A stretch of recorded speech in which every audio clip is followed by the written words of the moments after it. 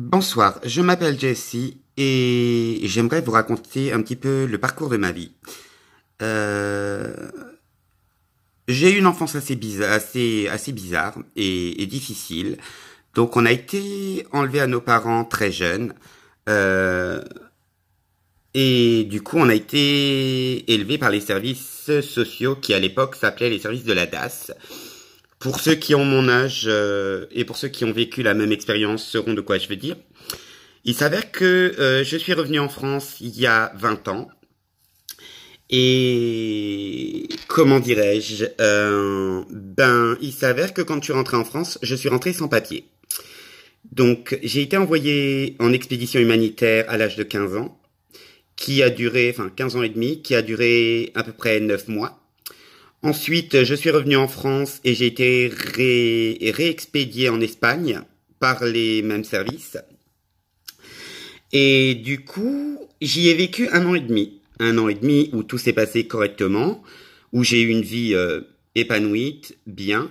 Et je suis rentré en France au bout d'un an et demi. Et à mon grand retour, quand on m'a rendu à mes parents, du moins à ma mère, j'étais sans papier et sans rien du tout. Il a fallu que ma mère se débrouille pour me refaire, entre guillemets, des papiers. Au moins une carte d'identité. Ce que j'ai pu sauver de mon parcours, c'est un simple passeport qui précise bien que j'ai bien fait certains voyages, certains pays. Il s'avère que j'ai été condamné pour des conduites sans permis. Il y a, voilà, maintenant un certain temps. L'année dernière, j'ai eu l'expérience d'être placé en détention pour chef d'accusation multirécidiviste pour conduite sans permis. Tout simplement parce que je ne peux pas me remettre en règle, étant donné que toute trace de mon passé aux services sociaux ont été sciemment détruits ou maladroitement détruits. Certes, ils refusent d'admettre leurs torts, ils refusent d'admettre leurs erreurs, d'avoir, entre guillemets, détruit beaucoup de choses, y compris d'avoir planté et plombé ma vie depuis 20 ans. À l'heure actuelle, j'en ai recours à faire comme tout le monde, les services sociaux, les réseaux sociaux et tout ce qui peut éventuellement m'aider, puisque j'ai été envoyé dans un pays qui fait partie de l'Europe, qui est l'Espagne. Donc j'ai vécu un an et demi en Andalousie, mais bizarrement, je n'ai pas été déclaré à l'entrée de ce pays, ni pendant l'année où j'ai vécu là-bas. Il s'avère que mon passé là-bas, est inexistant, néant. Et quand j'ai parlé de tout ça aux tribunaux, leur expliquant que je ne pouvais pas me mettre en règle puisque je ne parle plus espagnol et que l'administration espagnole ni française ne m'aide pour, entre guillemets, régler ce problème de papier.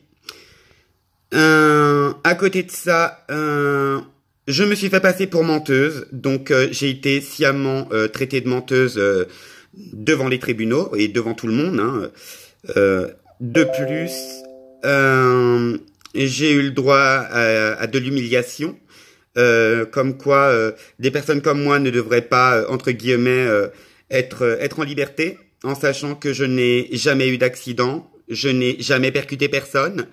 Bref, mes voitures, certes, n'étaient pas toujours assurées, n'avaient pas toujours de contrôle technique, mais à côté de ça, je n'ai occasionné aucun dommage, je n'ai abîmé aucune personne.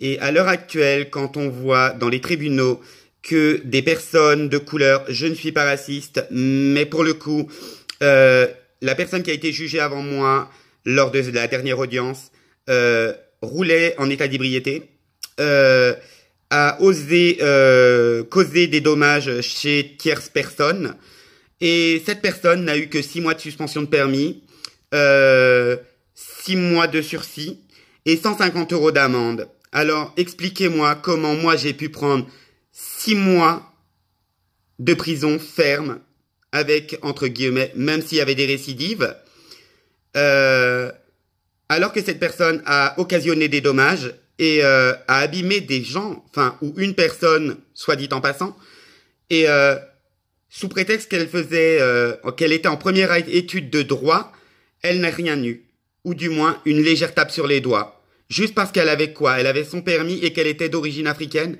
Mais c'est bien facile. Dans ce cas-là, tout le monde peut faire ça. À la différence, c'est que je n'ai pas demandé à rouler sans papier. C'est l'administration française qui fait qu'à l'heure actuelle, je ne peux pas me mettre en règle puisque l'administration française ne reconnaît pas leur tort et refuse d'admettre qu'ils ont perdu l'intégralité d'un dossier comprenant 5 enfants. Et oui, ce n'est pas un enfant, ce n'est pas seulement ma vie et mon passé qu'ils ont foutu au panier. C'est toute ma vie et toute notre vie à mes frères et sœurs. Donc, comment peut-on s'occuper des autres sans pour autant s'occuper des Français qui ont ce genre de problème? On peut aller dire les immigrants, les étrangers, dès qu'ils ont des problèmes de papier, il y a tout le monde pour eux. Mais dès l'instant que vous êtes blanc, il n'y a plus personne. Ah ben non, on prend dans la figure qu'il faut s'estimer heureuse parce qu'on est blanche. Non mais sérieusement, dans quel monde on vit? Nous sommes en 2018, il faudrait peut-être que les gens commencent à se réveiller et à se révolter. Il y en a marre de faire passer les autres avant notre intérêt. Bordel de merde, nous sommes dans notre pays, on devrait être prioritaire en tout et pour tout. À l'heure actuelle, les transgenres sont discriminés, sont maltraités, sont vus comme des parias ou encore pire, considérés comme des OMG. Non mais sérieusement, est-ce qu'on a la gueule d'un épi de maïs? Faut arrêter le délire. Donc, certes, je conçois, la vie est très dure et il faut de la place pour tout le monde. Mais de là à nous laisser marcher dessus, et puis quand il y a un problème administratif, que nous Français, on se retrouve, entre guillemets, à fermer notre bouche parce que, on est blanc et que on est dans un pays riche, mais si on était dans un pays riche, les problèmes administratifs n'existeraient pas. Notre administration est censée nous apporter sécurité. Notre président est censé nous préconiser sécurité aussi.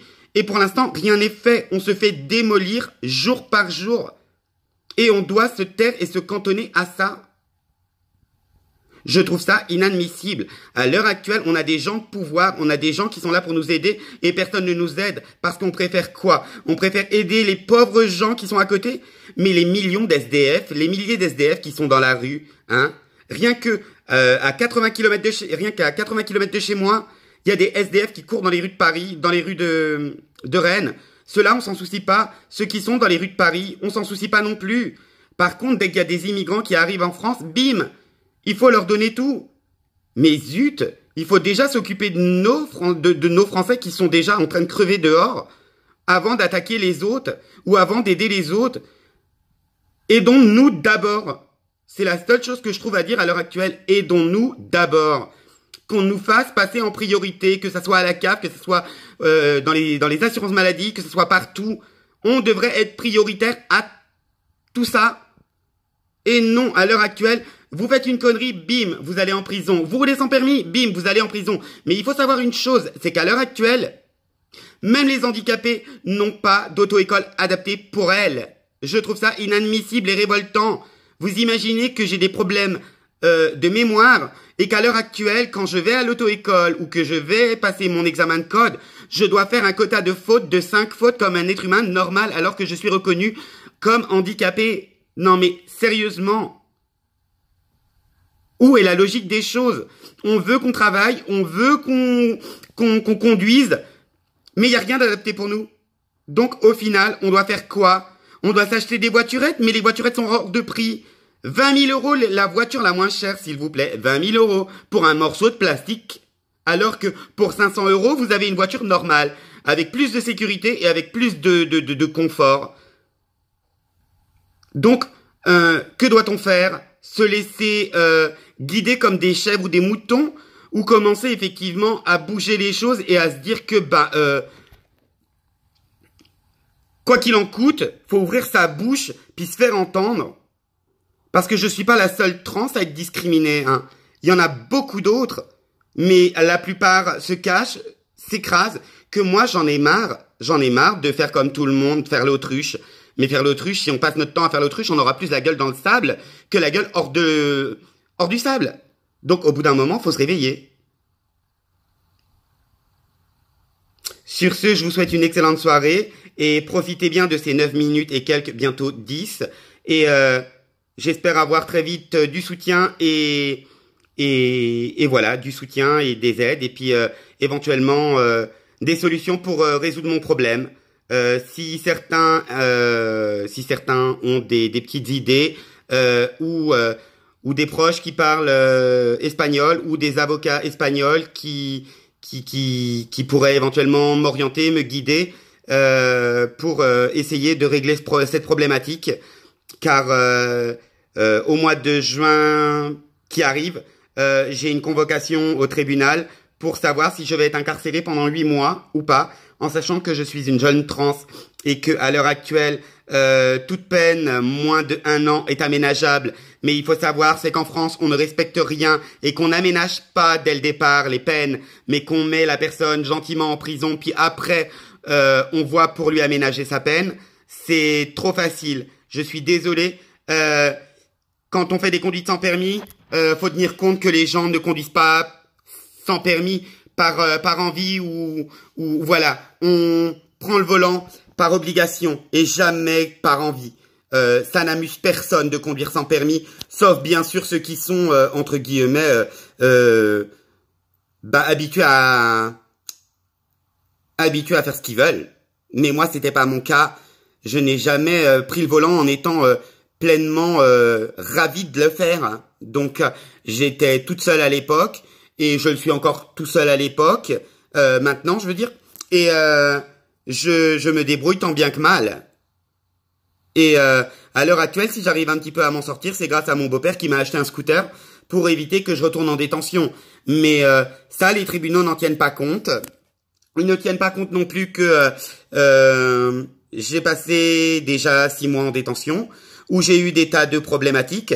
J'ai eu, entre autres, un début d'empoisonnement aux médications, puisque j'étais allergique au Doliprane. Il s'est avéré qu'on n'en a pas tenu compte. J'ai des problèmes d'acide gastrique et une hernie hiatale qui est restée pendant 6 mois non traitée. Donc j'ai eu des relents d'acide, des remontées d'acide pendant 6 mois. Je vous épargne les contextes de détention, malnutrition ou nourriture à base de flotte. Si on n'a pas les moyens, on ne peut rien s'acheter. Voilà. Donc voilà. Si j'ai pu tenir grâce en détention, c'était grâce à mes proches, du moins à ma mère et mon beau-père qui sont venus régulièrement me voir. Ça leur en a coûté énormément. Ma mère à l'heure actuelle a des gros problèmes de santé. Elle ne s'en remet pas. Elle a qu'une seule peur, c'est que je retourne en détention. Et ça n'inquiète pas, ça n'inquiète personne, ça n'inquiète pas les jurés, ça n'inquiète pas les tribunaux, ça n'inquiète pas la France de mettre des gens tels que nous en détention avec des pervers, des pédophiles, des instables, des tueurs, puisque là où j'étais, effectivement, faut le dire, on était mélangés avec tout et n'importe quoi, et ça n'a dérangé personne. Donc j'ai été après confiné dans un coin adapté, mais ça n'empêche que on est regardé comme des phénomènes de foire et on souffre de la discrimination de tout le monde. Donc après je ne sais pas à qui m'adresser. Sérieusement, si j'en suis arrivé à faire une vidéo sur YouTube, ce n'est pas pour le fun ni pour m'amuser. C'est très critique à l'heure actuelle. Il y a des gens qui meurent pour moins que ça en détention parce qu'elles n'ont pas l'état psychologique, elles n'ont pas la force psychologique, ni le mental pour résister à toutes ces attaques. En 6 mois de détention, dans la détention où j'étais, il y a eu 5 décès, voire 6, dont un inexpliqué, qu'il a fallu autopsier pour savoir de quoi il était décédé. Imaginez la stupeur d'une mère et d'un père qui apprennent que leur enfant, pour sa première incarcération, a été retrouvé mort. Sérieusement, même dans nos prisons, il n'y a aucune sécurité. Sérieusement, on est traité comme du bétail et comme de la vermine. Il faut arrêter tout ça. Je le dis haut et fort. Il faut que les gens se bougent, que les gens qui en ont marre du milieu carcéral et de tout ce qui en résulte le disent. On a le droit de dire quand ça ne va pas. Mais la majorité des Français se cachent et n'osent pas ouvrir leur bouche. Moi, je dis stop, il faut se réveiller. Donc, je vous remercie d'avance et faites partager la vidéo si cela vous dit. Likez, faites quelque chose, participez. Vous pouvez éventuellement me contacter sur mon mail. C'est jeff35550 @gmail.com. J'ai aussi mon Facebook qui s'appelle Jessie Morvan. Donc pour ceux qui ont envie de faire ma connaissance, ou pour certaines personnes qui ont subi ce que moi j'ai vécu, hein. Voilà, qu'on soit nombreuses. S'il y a des gens qui ont des problèmes dans les services sociaux et qui ont perdu leur dossier aussi et qui ont vécu ce que je vis à l'heure actuelle, parce que ça fait 20 ans que ça me pourrit la vie et 20 ans que personne ne regarde plus loin que le bout de son nez et qui viennent me dire effectivement nous sommes désolés, il y a eu un problème. J'ai juste des petites attestations de merde qui ne me servent à rien. Parce que ça ne stipule pas et ça ne dit pas qu'ils ont fait une erreur administrative et qu'ils ont perdu mes papiers. Bordel de merde, c'est notre gouvernement qui fonctionne mal. Donc il faut arrêter tout ça. Je vous remercie beaucoup. Au revoir et bonne soirée.